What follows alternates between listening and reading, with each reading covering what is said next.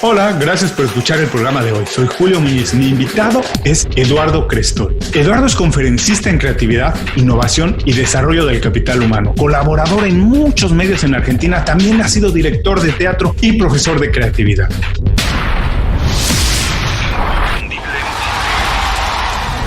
Esto es Inconfundiblemente. Aprende a ser tu mejor versión.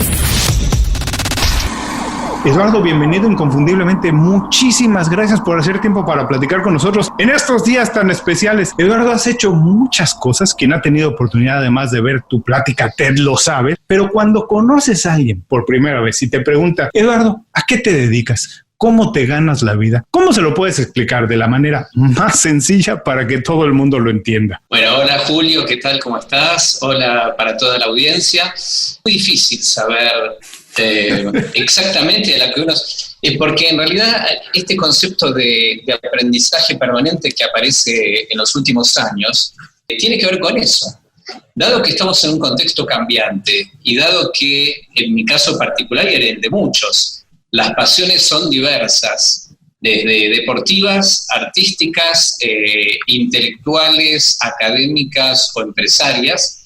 Puede ser que en algún momento esté más orientado a una determinada tarea y puede ser que en algún momento esté pensando en volver al teatro y volver a dirigir o volver a actuar. Así que hoy te podría decir que trabajo básicamente en dar conferencias sobre temas vinculados a la creatividad y a la innovación, muchas veces en el ámbito empresarial, pero también fuera del ámbito de las empresas, porque esto es una temática que atraviesa al ámbito educativo, atraviesa al sujeto, a cada una de las personas, al entrepreneur, y digamos, a los equipos de trabajo, a los líderes, a las organizaciones, corporaciones o pymes.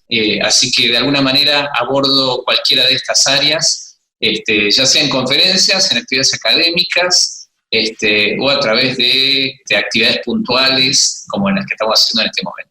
Bueno, mira, me surgen muchísimas preguntas a partir de tu respuesta, pero además me siento muy identificado y me encanta porque hablaste ya de aprendizaje permanente, que es algo que me apasiona. Sí. Hablaste de muchas pasiones, que además es algo que también a mí me apasiona mucho porque me pasa todo el tiempo, Eduardo. A ver, dime, explícame más o menos si te pasa a ti esto. Yo tengo la impresión que tener muchas pasiones es mejor que tener una sola, aunque el mundo durante muchos años caminó hacia la especialización y se querían especialistas, ser expertos en algo, manejarlo como nadie. Para mí, lo mejor es tener muchas pasiones, más o menos dominarlas todas, entenderlas todas, un poco como un hombre del Renacimiento, vamos, que aprendían y sabían un poco de todo, pero había una cosa que sí dominaban, pero al mismo tiempo tenían mucho conocimiento de todo. O sea, a mí me parece que es mejor. A mi edad yo sigo descubriendo cosas que no conocía hace un par de años, que me gustan y me interesan y quiero aprenderlo. ¿Es una desventaja o es una ventaja tener varias pasiones? No, yo creo que es una ventaja.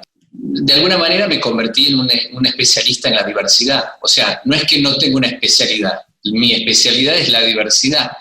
Así que yo tal vez en mi adolescencia, tenía dudas respecto a cuál era mi identidad profesional, porque era un deportista, o soy un amante del deporte en general. Fui atleta, velocista, entrenaba, competía. Mi cabeza funcionaba todo el día como un atleta y cuando me cruzaba con otros, de lo único que hablamos era de entrenamiento, de alimentación y demás. Y de allí me iba a mi grupo de teatro, donde estuve muchísimos años trabajando dentro del ambiente artístico, pasando por el teatro, por la danza, por la magia, en fin, por muchas disciplinas, trabajando en teatro, en shows. Bueno, tengo mi grupo de pertenencia, que son bailarines, actores, directores y demás, y me siento totalmente identificado también con ellos. Así que en un momento entraba en una duda existencial, porque mientras tanto hacía mi formación como psicólogo clínico, y creo que lo interesante es cómo uno mezcla estas pasiones. Y una vez pensando en esta duda existencial de quién soy o qué me gusta, encontré que al fin de cuentas no tengo que casarme con ninguna de estas especialidades, y encontré, por ejemplo, en el deporte hay una disciplina de atletismo que se llama el decatlón. El decatlón son las 10 pruebas, y para ser un buen decatlonista que hace pruebas, para aclarar un poco estas pruebas, hay pruebas de pista, que son de velocidad, algunas son de resistencia o de medio fondo, hay otras pruebas que son de lanzamiento, o sea, son de fuerza, hay otras que son de saltabilidad, como son salto en largo, salto en alto, en fin. Al fin de cuentas, para ser un decatlonista, alguien que hace 10 pruebas, tenés que tener un físico y un entrenamiento muy específico, donde al fin de cuentas haces de todo. Tal vez no sé si sos el mejor en alguna en particular, tal vez sí, pero sos un especialista en la diversidad. Y creo que en el campo de la creatividad, que es donde más me estoy moviendo actualmente, aportar la mirada, porque cada una de estas pasiones implica un modelo mental del deportista, un modelo mental del psicólogo, un modelo mental del artista o del actor, y de alguna manera lo despliego en cada una de mis actividades o en mis conferencias también, ¿no? La verdad es que me hace sentir muy bien y me encanta tu respuesta. Y me gustó mucho cómo lo defines como un especialista en diversidad. Me gusta mucho esto, porque de repente a las personas que nos gustan mucho nos dicen que no tomamos nada en serio, pero no, realmente me encantó ahora esta manera de decirlo. Soy un especialista en la diversidad. Y otra cosa que me encantó, que además despierta también muchas preguntas en mí, es esto, que eres un amante del deporte, practicaste el deporte de manera, no sé si profesional, pero digamos a fondo, con una preparación muy en serio. Y me gustaría saber si una formación de deportista donde la repetición de los ejercicios es lo que nos hace ser buenos, casi como aprender a tocar un instrumento musical, la repetición, y que muchas veces esto no está asociado a la creatividad, ¿no? Porque de manera natural las personas creen que el creativo es el hippie, el que no tiene un horario, el que espera la musa, el que se le presenta la musa en algún momento, pero que vive muy bohemio, ¿no? Que tiene una vida casi desorganizada. Pero tu formación como atleta, dime si tuvo algo que ver, y si tiene que ver esta manera de pensar, de prepararse en la manera de repetir, de efectuar el trabajo una y otra vez, ¿es mejor para la creatividad? ¿Desarrolla nuestro músculo creativo? ¿Es contraproducente o qué? No, absolutamente. Cuando hablamos de creatividad, no se trata solamente de el momento de la imaginación, el momento de la inspiración, que después podríamos hablar de si es que cuánto hay de inspiración. Uno podría decir que hay un 1% de inspiración y un 99% de transpiración. No es una frase mía, ¿no? Pero uno anota muchas ideas, uno está permanentemente pensando por fuera de los paradigmas o fuera del pensamiento binario de lo correcto e incorrecto, y es la perseverancia uno de los componentes que hacen que esas ideas finalmente se puedan plasmar en la práctica. Donde fracasan muchos emprendedores justamente es en eso. Ideas pueden tener, la dificultad está en ponerlas en práctica, en tener la consistencia anímica para poner las ideas en acción. Y creo que lo que más le agradezco justamente al deporte, que lo hice, lo sigo practicando, sigo entrenando, pero de manera más profesional, lo hacía en mi adolescencia y juventud, es el brindarme la posibilidad de superar la adversidad que te presenta cuando estás entrenando. No entrenás solamente cuando tenés ganas, entrenás cuando hay lluvia, entrenás cuando hace frío, entrenás cuando estás cansado, entrenás cuando tenía un examen en la universidad al día siguiente, y te diría que el 80% de las veces que iba a entrenar iba sin ganas, ¿no? Claro. No porque no me guste la actividad, al contrario, hasta el día de hoy veo alguna carrera en la televisión y me emociono, pero simplemente es disciplina. Es decir, uno entrena por disciplina y de esa manera es como uno puede terminar una carrera universitaria, uno puede aprender a tocar un instrumento o uno puede llegar a concretar un emprendimiento, siempre y cuando a la buena idea o a la imaginación la acompañás de cierta capacidad para soportar la incertidumbre, para soportar los errores que puedas tener ocasionalmente y tener justamente esa perseverancia que yo a veces pongo la imagen del coyote, de la caricatura. De la caricatura, porque claro, al fin de cuentas representa aquel que intenta, fracasa, pero no deja de intentarlo. Y no deja de investigar, porque no solamente probar a ciegas, sino que tenía su libro Acme, donde iba buscando información para probar nuevas fórmulas o nuevos mecanismos. Y creo que en ese sentido la mentalidad de perseverancia, de asunción de riesgos, de tolerancia a la frustración es un componente fundamental y complementario a la imaginación que uno puede tener en un comienzo para pensar una idea disruptiva. Y me encantó que también hablaste de la ejecución como el valor más importante de las ideas, no necesariamente tenerlas, porque tenerlas efectivamente muchas personas pueden lanzar ideas, pero ¿cómo se sabe cuando una idea es buena? Hasta que no se implementa y lleva a algún punto, es cierto, donde se obtiene un resultado. Pero lo verdaderamente valioso, y como decías también tú, le falta a los emprendedores, es esta capacidad de hacer que las cosas sucedan. Implementar las ideas es lo que realmente tiene valor y es lo que le da valor a una idea. Ahora, también hablaste de la disciplina y que tiene que ver con la creatividad, y hablábamos de que la gente tiene la impresión que no hay que ser bohemio para ser creativo. En tu caso, en el caso de Eduardo, ¿cómo te diste cuenta de eso? ¿Cómo sigues desarrollando tu creatividad todos los días? ¿Nos puedes compartir algún tip, idea, cosas que hagas de manera, digamos, habitual, rutinas, algo que hagas para mantenerte creativo todo el tiempo, algo que la gente que ahora va manejando, está haciendo ejercicio, algo pueda más o menos incorporar en su vida diaria?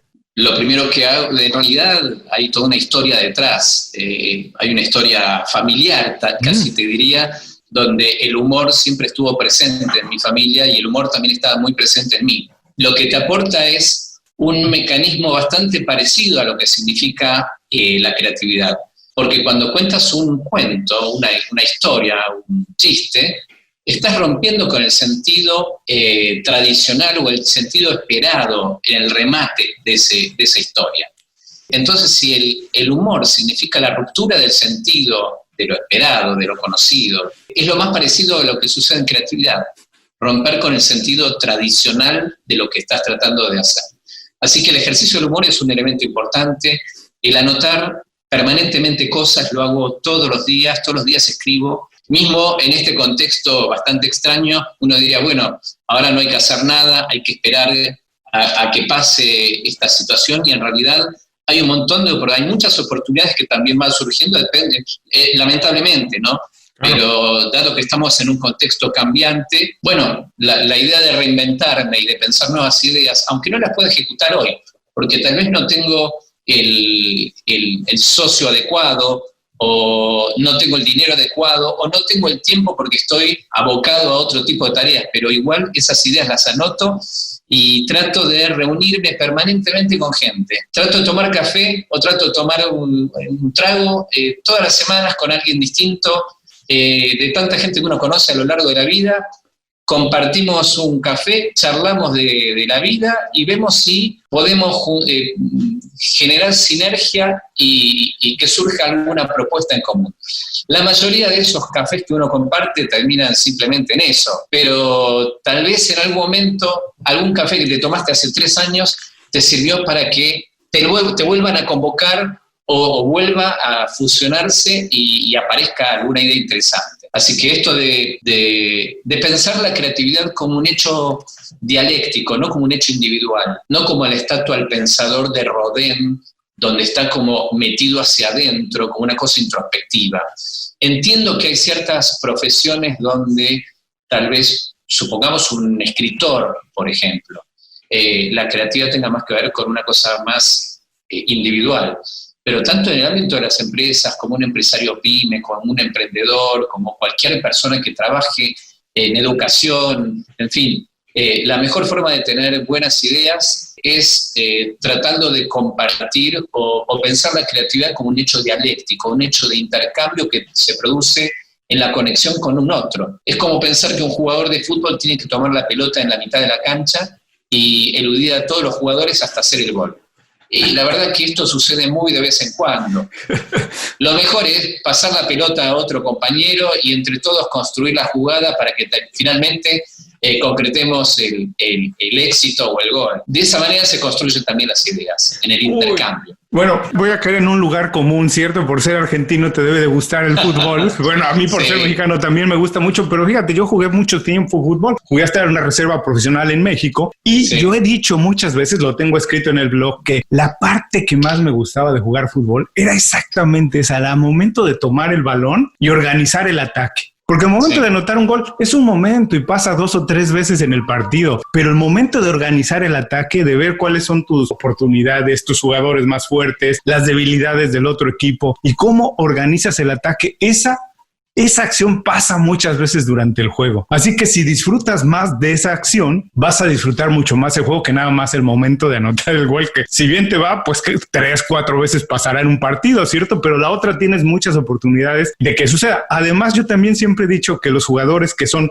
los mejores jugadores son los más inteligentes, que no corren detrás del balón, sino que se mueven hacia donde el balón tiene que moverse. Nunca corren detrás del balón, hay que ser inteligente. Otra cosa que me encantó que hablaste también del humor. Cuando hablamos del humor generalmente, y creo que tiene que ver con la costumbre que ha pasado últimamente, que el humor ha caído en el pastelazo, en el chiste fácil, entrar a un set y caerse encima de un pastel y la gente se ríe. Pero el humor pocas veces lo asociamos a la inteligencia. Y la inteligencia y el humor van siempre de la mano. Como bien decías, no puede uno vivir en un estado, digamos, lineal siempre. El humor rompe con ese estado y nos lleva a otro nivel. Y por eso es extraordinario y por eso nos arrebata las carcajadas. Y también se liga, no sé si conoces, es una de mis series favoritas, la de Jerry Seinfeld. Y lo que él decía de la disciplina de escribir chistes, decía, me tengo que sentar todos los días a escribir un chiste. Algunos son buenos, unos no, muchos no son buenos, pero cuando ves en un calendario que llevas marcados todos los días con una X, que has escrito un chiste, el día que no lo escribes te sientes mal y no quieres romper esa disciplina, porque solamente así se llega a los buenos chistes, haciendo y escribiendo muchos que no son extraordinarios. Exactamente. Porque hablabas también del cambio que estamos viviendo. Esto me interesa mucho. Sí. Se habla mucho ahora del cambio. Estamos entrando ahora,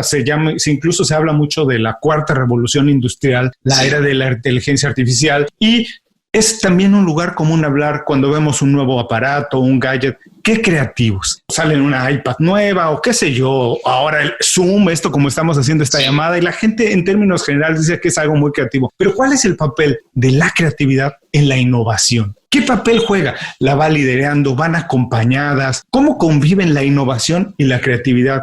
En base a esto que ahora estamos viendo tantas transformaciones, Eduardo. Bueno, excelente pregunta. En realidad es una de las preguntas disparadoras de muchas de las actividades que realizo, porque se tiende a confundir los conceptos de creatividad e innovación, que en realidad son complementarios, pero que son dos instancias totalmente distintas. La instancia de la creatividad, el momento de la creatividad, es el momento donde uno piensa divergentemente, piensa de manera disruptiva, sale del pensamiento binario, cuestiona los paradigmas preexistentes, está en una etapa como de construcción de las verdades que hemos incorporado o naturalizado. Eso tiene que ver con la creatividad, la generación de ideas a partir de salirse de los márgenes. Ahora, podés ser creativo y no ser innovador, porque la innovación es poner en práctica las ideas para que redunden en beneficios concretos para el emprendedor, para bajar los costos, para mejorar los procesos, para desarrollar nuevos productos, nuevos servicios o mejorarlos. Eso es innovar. Ahora, puedes encontrarte que hay personas que son muy creativas y no son innovadoras. ¿Por qué? Porque se quedan en el plano de la idea y nunca la llevan a la práctica. Procrastinan, intentan desilusionarse, en fin, por diferentes motivos, nunca pasan a poner las ideas en acción, lo cual significaría una innovación. Y por otro lado, puedes encontrarte también con personas que son muy innovadoras, o son innovadoras porque llevan las ideas a la práctica, y sin embargo no han sido los creativos, no han sido los que han pensado las ideas disruptivas, diferentes, originales. Así que en ese sentido creo que es importante separar y saber que hay un momento que tiene que ver con la generación de ideas, que no necesariamente se tramita o termina o concluye con innovaciones, y podemos encontrar grandes innovadores que lo que han hecho es copiar modelos preexistentes en otras culturas, en otras empresas, en otros países, y adaptarlas al contexto en el que están.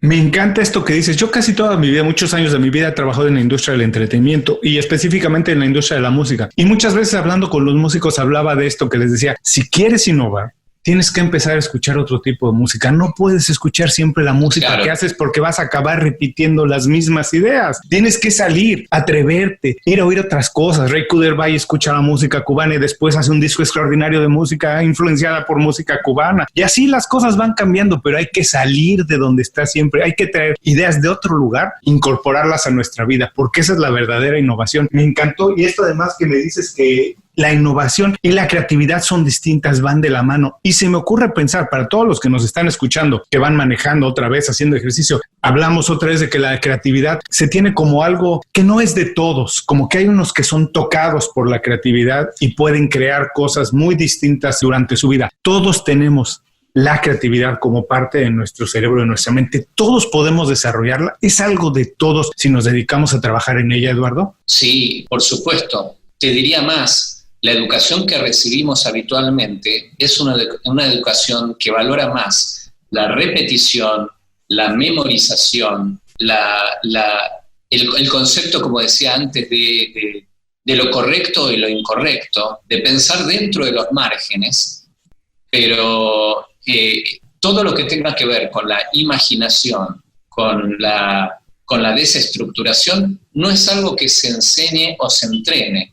Y en realidad, por supuesto que se puede entrenar y que se puede desarrollar. A esto apostamos, a que es una habilidad como muchas otras que se puede ir incrementando y se puede ir desarrollando a lo largo del tiempo. ¿Sí? Y cuando hablamos de los genios que mencionabas antes, que uno dice, bueno, ¿existen los genios? Podríamos pensar que hay gente que tiene mayor capacidad intelectual o mayor inteligencia para lo lógico matemático, para lo visual espacial, para lo rítmico musical en el caso de un músico. La verdad es que muchos de los que fueron considerados genios han hecho muchísimas pruebas y muchos intentos. Picasso ha hecho más de 20.000 obras. Freud, para darte el caso, hay más de 3.390 trabajos. Edison hizo más de 1.000 patentes. Einstein escribió más de casi 200 trabajos publicados. Shakespeare escribió más de 150 obras. Romeo y Julieta, Hamlet, Otelo, algunas que han trascendido y otras que realmente no ha pasado nada. Pero obviamente en la cantidad encuentras que aparece la calidad. Y este es otro de los preceptos de la creatividad.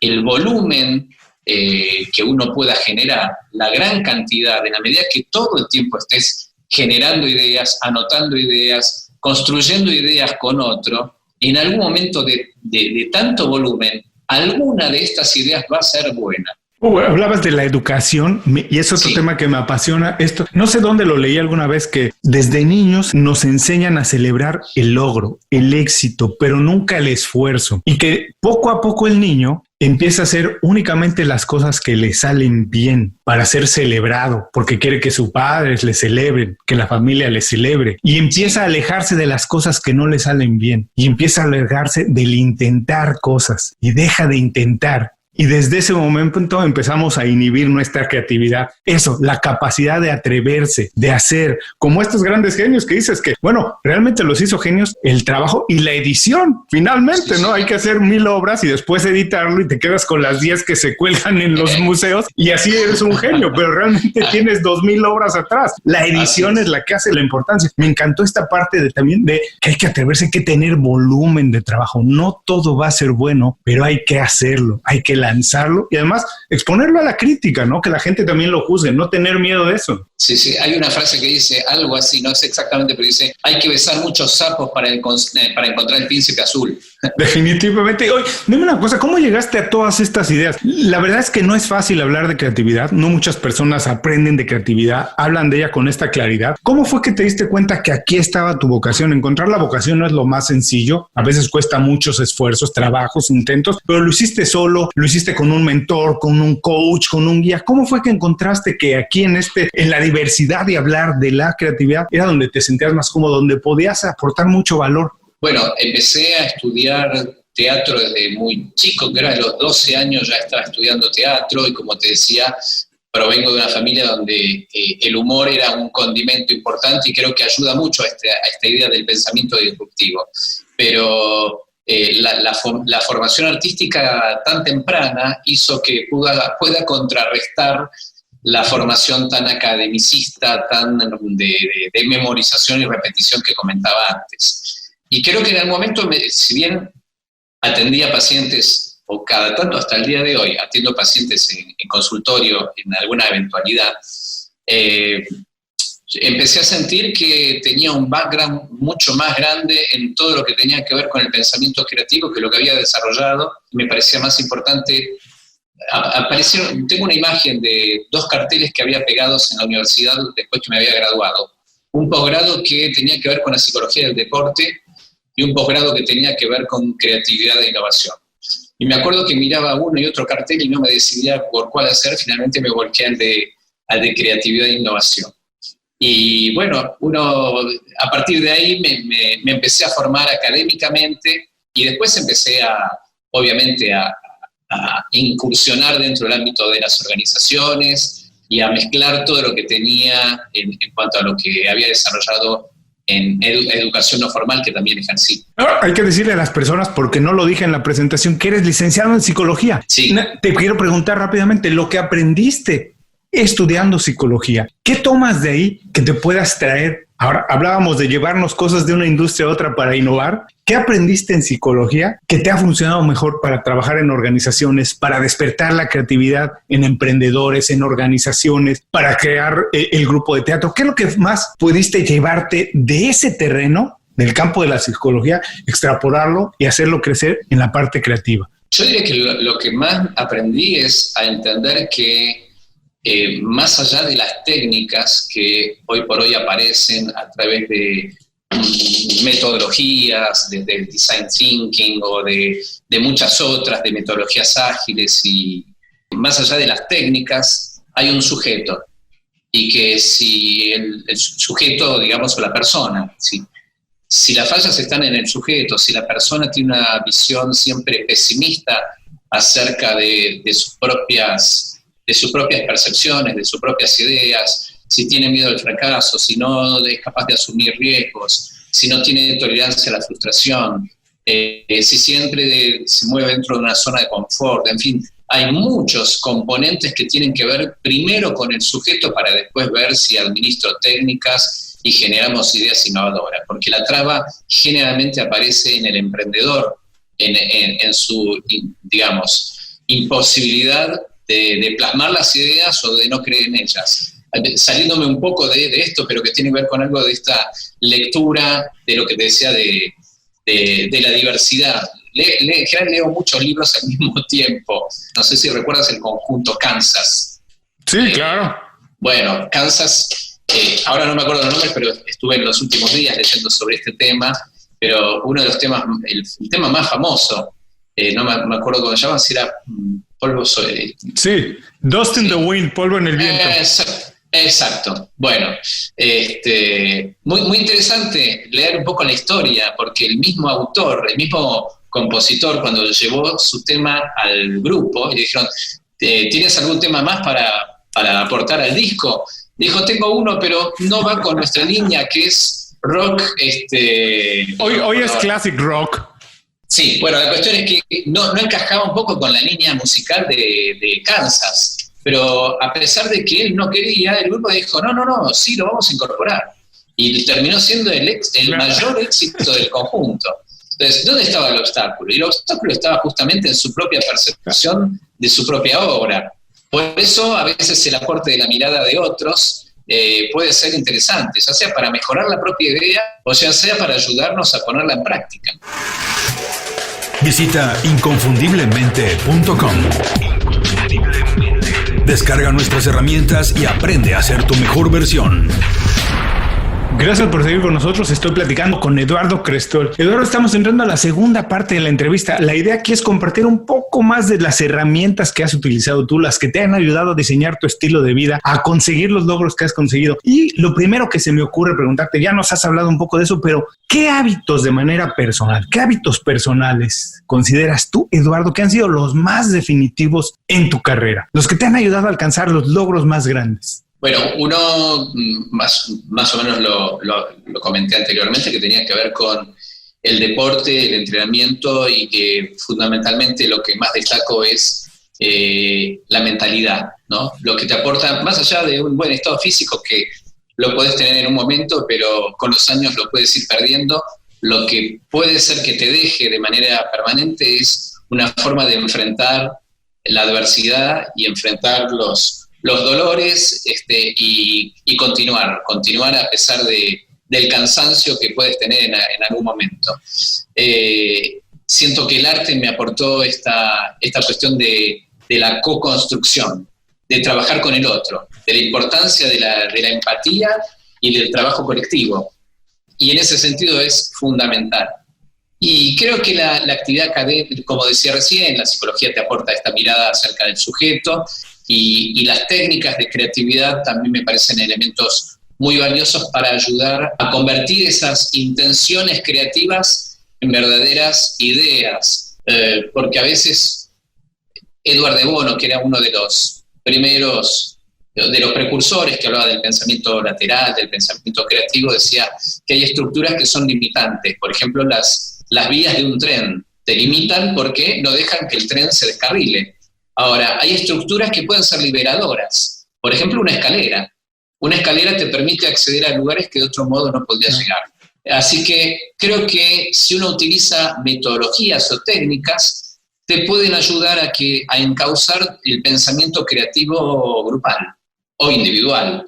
Pero yo apostaría a que trabajando en un equipo con un buen clima de trabajo, con un buen modelo de liderazgo, con una mentalidad abierta que se va desarrollando con el tiempo y, como decía recién, a través de metodologías y de la disciplina para poder llevar las ideas a la práctica, creo que están ahí los elementos centrales. Sabiendo que uno va a trabajar incluso frente a la adversidad y que la flexibilidad de pensamiento se entrena, así como cuando uno ve una bailarina clásica que levanta una pierna y dice, pero ¿cómo hace para tener semejante elongación? Bueno, eso es producto de años de esfuerzo, ¿no? Y eso me parece que es fundamental. Y otro elemento que me parecería importante es el tema de tener la actitud positiva y de tener una mirada a modo surfing, ¿no? Digamos, una mirada que esté siempre atenta a cuál es la nueva ola o cuáles son los nuevos escenarios. ¿Qué es lo que se viene? ¿A qué ola me voy a subir, me voy a montar? Porque si no pasaría como Newton, que no sé, como todas las cosas uno no sabe si las frases las dicen quienes las dicen, porque a Groucho Marx, a Steve Jobs y a Einstein le atribuyen todas las frases. No sé si lo de Newton realmente se le cayó una manzana en la cabeza. Claro. Pero bueno, supongamos que sea cierto. Lo importante es que no solamente se cayó supuestamente una manzana, sino que hubo un sujeto, una persona, un observador atento a ese fenómeno para poder preguntarse acerca de eso. O sea, las cosas pueden suceder.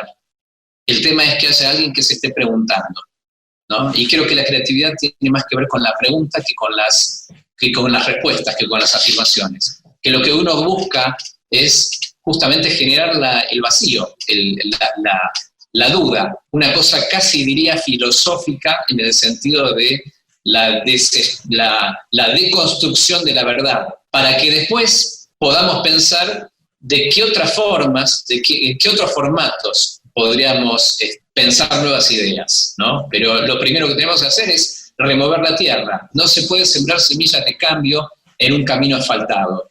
Y si uno no está permeable a las nuevas tendencias y a poder reinventarse y a poder olvidar viejos preconceptos o paradigmas, va a ser muy difícil construir nuevas alternativas creativas. Y qué interesante esto que nos dices, que además como hábitos tienes de hacerte buenas preguntas, a mejores preguntas, mejores respuestas, ¿no? Además hoy el conocimiento, ahí, como decíamos, a los que nos encanta leer, hay tantas cosas escritas que hoy en día realmente lo que se trata es de descubrirlo, de salir y buscarlo. Entonces hacer buenas preguntas, estar ahí dispuesto a hacerse buenas preguntas para tener mejor conocimiento. Me encantó esto de tener una mirada de surfer, de estar viendo dónde están las buenas olas. A mí me encanta esa filosofía del surfer, porque además el surfer tiene que confiar en su capacidad para lanzarse al mar. No sabe el tamaño de la ola que le espera. Puede ser algo enorme. En realidad eso espera, y lo único que quiere es que su capacidad, su entrenamiento anterior, como hablabas de la bailarina que tiene años, el entrenamiento de muchos años del surfer, del surfista, le dé las habilidades de montarse una buena ola, ¿no? Y dominarla, pero todos los días es lanzarse otra vez al mar sin saber el tamaño de la ola. Hay que atreverse, nada más prepararnos para estar listos del tamaño de ola que se nos va a presentar. Y lo que me encantó es esto que decías de la colaboración, que la verdad nunca lo vemos como un hábito, pero tienes toda la razón. Hay que acostumbrarnos a trabajar en equipo, a cuestionar las ideas de otros y además acostumbrarnos a que cuestionen nuestras ideas, porque de esa manera es la manera de crecer, ¿no? Yo siempre digo que la mejor experiencia de ir a la escuela es esta, de estar en un aula, en un salón con 15, 20 personas que buscan en términos generales lo mismo que tú, pero tienes que aprender que hay 20 maneras de verlo y hay 20 o 25 maneras de conseguirlo, y que tengas que exponer ahí tus ideas. Si alguien te diga no me gusta, no estoy de acuerdo, ¿por qué no lo hacemos de esta manera? ¿Por qué no lo hacemos así? Eso te hace crecer, tienes que vender incluso tu idea, tienes que aprender a hacer eso. Y entonces, hablando de esto de colaboración, nos hablaste un poco también hace tiempo de que te gusta tomar café con amigos, ir, cuestionar, a veces nada más platicar, o a lo mejor de ahí despertar un proyecto nuevo y llevarlo a cabo. Pero en ese sentido, ¿cómo haces tú para mantener una buena red de contactos? ¿Cómo haces para tener una red de amigos, de colaboradores, de gente que te inspire, que sea una sana red con la que puedas colaborar, que te contraten o que tú contrates, con la que te despierte más ideas? ¿Cómo se hace eso? Porque ahora la gente cree que es muy fácil, que es abrir sus redes sociales, pero no, ¿el secreto cuál es? ¿Cuál es el secreto de tener una buena red de colaboradores, amigos, de todo? La red abarca desde una actividad académica que desarrollo desde hace más de unos 25 años. Soy director académico de una diplomatura en temas de negocios que incluyen todas las habilidades blandas, no todas, pero unas cuantas, donde obviamente la creatividad también tiene su lugar, pero también aspectos que tienen que ver con el liderazgo, el trabajo en equipo, la comunicación, en fin, son diferentes habilidades que hacen al emprendedor, y esa diplomatura la dictamos hace años. La actividad empresaria, las capacitaciones y demás, con lo que uno también genera es mucha empatía y mucha cercanía con la gente que después se suma, te sigue y le interesa el tema. Así que la habilidad interpersonal me parece que es un concepto también importante. Eduardo, por último, por favor, danos un buen consejo con el cual se queden las personas el resto del día, y dinos también cuál es la mejor manera de saber más de tu trabajo, de conocerte o incluso ponernos en contacto contigo. El consejo diría, no tomemos a la creatividad. Lo dice Ken Robinson, que es un autor que escribió sobre educación y creatividad. Hay una charla TED muy, muy famosa, muy conocida respecto a él sobre la educación y la creatividad, pero hay una frase interesante que habla que la creatividad no es un suceso, sino un proceso, que no es un momento. Y la verdad es que no se trata de en algún momento del día o en algún momento del año parar todo y ponernos a pensar creativamente o hacerlo de manera reactiva porque nos está yendo mal. Que entendamos a la creatividad como parte de nuestra cultura. Y ahí lo conecto con el entrenamiento. Estar en forma la organización implica que entrenes todos los días, que todos los días tenés que estar pensando nuevas ideas, viendo tus costos, imaginando nuevos escenarios, pensando nuevos diseños. Y lo otro que me habías preguntado, aparte de... ¿Cómo conocemos más de tu trabajo? ¿Cómo sabemos más de ti? Y alguien que se quiera poner en contacto. Si se quiere poner en contacto, si es por correo, ahí está mi nombre, que es Crestol con K, ¿sí? Crestol @fivertel o fivertel.com.ar. Tengo algún teléfono que es más 549 11 4437 7283, y me pueden encontrar tanto en Facebook como en Instagram como en LinkedIn. y a partir de ahí mantenernos en contacto, que por supuesto es un placer y es parte de esto que hablábamos antes de la co-construcción, ¿no? De intercambiar para generar proyectos compartidos. Les recuerdo que las ligas también para ponerse en contacto con Eduardo estarán en las notas del programa. Eduardo, muchas gracias por dedicarnos tiempo, compartir con nosotros todos tus secretos, ideas, experiencias. Te mando un abrazo muy grande hasta Buenos Aires. Espero que nos encontremos de manera personal muy pronto en Buenos Aires o aquí en Miami o en Ciudad de México o en cualquier otro lugar y nos tomemos una cerveza juntos. Nos tomaremos una Quilmes juntos. Me encantaría. Dale. ¿Sabes qué? Me encanta Julio. La Quilmes oscura. Me encanta esa cerveza. Muchísimas gracias, Eduardo. Te mando un abrazo. A vos, Julio, y a toda la audiencia también. Muchísimas gracias. Y a todos los que nos escuchan, con esto terminamos la entrevista con Eduardo Crestón. Les recuerdo que todos sus consejos, así como los datos para ponerse en contacto con él, nos pueden encontrar en las notas de este programa. Antes de cerrar el programa, quiero pedirte 2 favores. Primero, si algo te pareció interesante o motivador y conoces a alguien que se pueda beneficiar con esa información, comparte el programa con ellos. Eso nos ayuda a todos. A ti por fortalecer tu red de contactos, a ellos por recibir información útil y a mí porque más personas conocen Inconfundiblemente. Segundo, suscribiéndote a nuestro boletín para recibir de manera gratuita información, recursos, consejos e inspiración para impulsar tu desarrollo profesional o crecer tu negocio. Recuerda que lo que importa no es tener un trabajo o un negocio que te dé para vivir, sino un estilo de vida donde crezca lo mejor de ti.